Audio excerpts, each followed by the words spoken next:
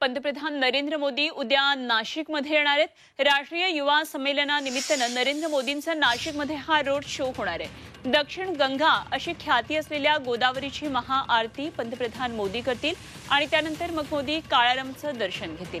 मोदींचा त्यानंतर नाशिकमध्ये एक रोड शो ही होणार आहे। रोड शो नंतर राष्ट्रीय युवा संमेलनाचं उद्घाटन मोदींच्या उपस्थितीत होणार आहे।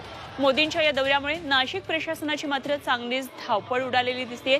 गोदाघाटसह परिसर सुशोभीकरणाचं काम सध्या युद्ध पातळीवर सुरू आहे। काळाराम मंदिराला सुद्धा माननीय मोदीजी भेट देणार आहे। घाटावर सुद्धा त्या ठिकाणी जाऊन जलपूजन त्या ठिकाणी करणार आहेत आणि दोन्ही ठिकाणी मोदीजी त्या ठिकाणी जाणार आहे। कारण नाशिक आणि राम याचं एक वेगळं नातं आहे। ही प्रभू रामचंद्राच्या पदस्पर्शाने पुलिस झालेली भूमी आहे। काळाराम मंदिराचं एक ऐतिहासिक वेगळं महत्त्व आहे आणि त्यामुळे वरतून दिल्लीहून कार्यक्रमाला की मंदिरात आम्ही त्या ठिकाणी जाऊ तशी ट्रस्टींनी विनंती केलेली होती, आम्ही विनंती केलेली होती, पण त्याला मान्यता मिळालेली आहे आणि दोन्ही ठिकाणी मोदीजी त्या ठिकाणी जातील। नंतर रोड शो त्यांचा होईल आणि नंतर जाहीर सभा होईल।